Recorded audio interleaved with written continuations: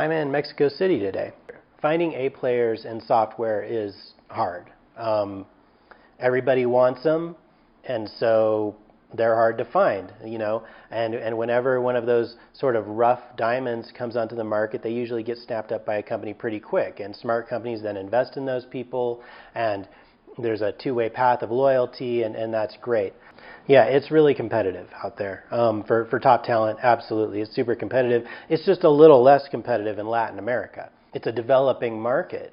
People are coming out of school or running the freelance game who haven't quite been discovered yet. And so the A players, those 20Xers, those diamonds in the rough are out there. And so I just seek to find them and get them in your agency. I mean, I'm sure it'll be the same as it is in the U.S.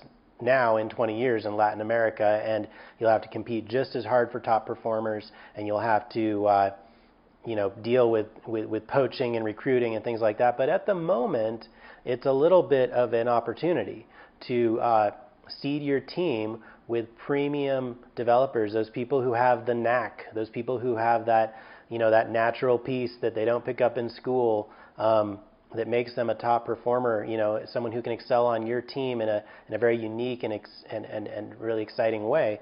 Those people are out here and they can be found. If you're running an agency or even a development team of any sort, I think you definitely should keep Latin America open as an option. You've got folks who are in your time zone who have quite a bit of cultural crossover with the U.S. You can relate to each other on a human level quite effortlessly. You can communicate. Latin American developers generally have been involved with English for quite a while because naturally all of the training is in English, all of the support materials are in English, and actually most of them have already done some contract work for U.S. clients. And so yeah, you don't need to know Spanish. You can communicate with them both spoken and written. Adding remote team members to your staff in Latin America does save money, but that's you're really going to be disappointed if you're going into it with that mindset. If you compare it to the fully loaded cost of a full-time salaried employee, you're going to pay about 2/3 of that to have a full-time Latin American employee working remotely in your company, all costs considered. This is finding an individual who's typically going to work from their home or a co-working space over high-speed internet, joining your team via video daily, and is really participating in your workflow in almost exactly the same way any of your domestic staff are. If you've got any staff right now who are working from home part of the time or most of the time, it's going to be very much like that. They're part of your culture, they're part of your team, they are involved at that level. When you do that, when you get someone of that caliber, someone who's a free thinker, someone who has experience, someone who's willing to advocate for their own ideas and push their own point of view, and who's going to invest in the good of your company overall, more than just trying to make it this day, more than trying to just get these tickets closed, but actually build lasting products and contribute in a long-term sort of way. You're gonna pay a lot more than maybe what you've heard of. It's not $9 an hour by any stretch. The agencies I like to work with usually are not doing this so much for financial reasons as that they are just running up against a talent shortage in their local market, where the true A players are just too difficult to recruit and retain in their market. And Latin America has just been coming online in the last 10 to 15 years. Tech centers are blossoming all over South Central America, Mexico, and they are really, the universities have really come online with modern programs, competitive programs that are teaching the current technologies and offering internships and experience that's really producing competitive team members. And these staff are really interested in working in the U.S. market and gaining that edge, that additional experience. And so you find that you can help each other. The Latin American employees excited to be able to stay in their hometown where they live, where their family is, and contribute back to their home community, while at the same time hone their skills in the faster paced and oftentimes more dynamic environment of a U.S. company. And so it's truly win-win. To make this work, you really have to drop the whole contractor back office mindset entirely. You have to invest in these folks the way you invest in your core people. You need to look at this as a long-term thing. You're hoping this person will be with you for a lot of years, and you're sending them to training, you're showing them how you do things, you're coaching them, you're getting to know them on a personal level.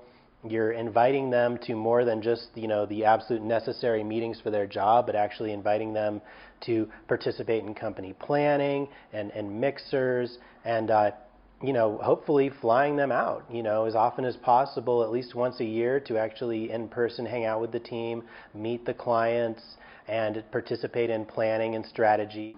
The great news is that broadband is prolific throughout Latin America, and in the cases where these individuals don't have it to their homes, they can go to a local co-working space. A lot of the problems or poor experiences people have had with nearshoring are really just the same problems you can have with hiring domestically.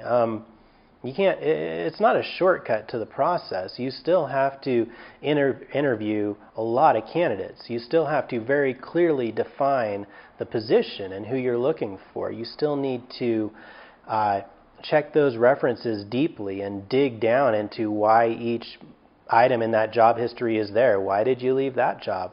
Why did you leave this job? Why are you in this position? Why are you interested in leaving this position? You still need to assess skills at a very deep level. You still need to look at real work that they're doing. You still need to ask them to do real work for you. While I'm, of course, advocating for long-term employee-style engagements, it is a good idea to run contract projects with prospective employees, whether they're domestic or Latin American, to find out, maybe they do have the skills, but do they have the skills in your company? They might be able to write Go, but can they write Go on your team, under your management, for your clients, documented in the way you need it to be? Can they work the hours you need? Can they communicate effectively? Communication goes so much further than English versus Spanish, but can they express a real concern, or can they put forth and advocate for and argue for a real idea? These are all things that are almost impossible to learn in an interview setting, and really just doing a few real world projects is the best way to find out if this is going to work or not, and how well it's going to work. Integrating a Latin American developer into your agency, a remote Latin American developer into your agency, can be very rewarding and can actually be a real strong contribution to your culture for a number of reasons. First of all, it brings another culture to your culture, there's things that Latin America sometimes is better at in terms of interpersonal communication, sort of a zest for the team, and sort of that sense of family and commitment to each other. These tech industries in Latin America are just sprouting up. We're seeing skyscraper cities where there was just empty fields not 10 years ago all over Latin America, entire tech districts built out, and these folks want to put themselves on the map. They want to make a name for themselves, and so you get sort of an enthusiasm for success on your team, and that fresh spirit, that sort of, no, we'll make this work. We'll figure this out. We'll put in the hours. We'll dig deeper. We'll look at the additional technology options to make this work and to make it right. It can sometimes be a fresh wind to your team that's really helpful. Additionally, you have to figure remote out.